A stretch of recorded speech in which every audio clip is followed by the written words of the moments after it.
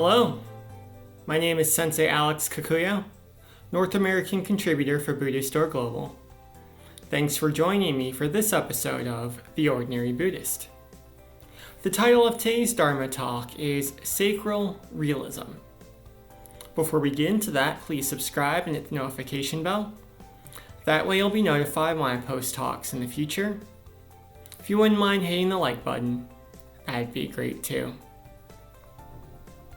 As Westerners, when we walk into a Buddhist temple, we may be surprised by the large amount of iconography we see all around us. There are statues of Buddhas and Bodhisattvas, there are paintings, candles, incense burners, and we might wonder, what does all of this fuss and muss have to do with Buddhism? Do all of these statues play a role in a religion that has non-attachment at the center of its practice?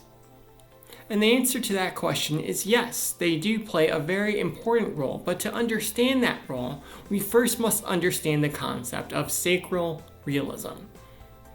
Put simply, sacral realism means that there are certain immaterial truths, ultimate truths, if you will, that are hard to put into words.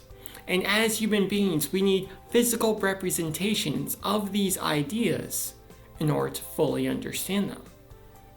So for example, a wedding ring is a sacral realistic representation of the commitment between two spouses. Similarly, a country's flag is a sacral realistic understanding or representation of the values that the citizens of that country hold dear.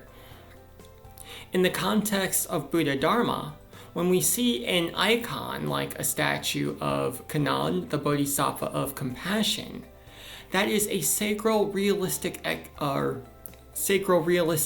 symbol or representation of the compassion, of the loving kindness that Kannon embodies and that we ourselves try to embody as Buddhists. Similarly, when we see an icon or a statue of the Buddha, that is a sacral realistic representation of enlightenment, of the Buddha nature that lies within each of us. Because these ideas are immaterial, they may be hard for us to put into words, hard for us to grasp fully. But if we have a physical representation like a statue, or a candle, or a painting, they become easier to understand and easier for us to embody in daily life. Amitabha.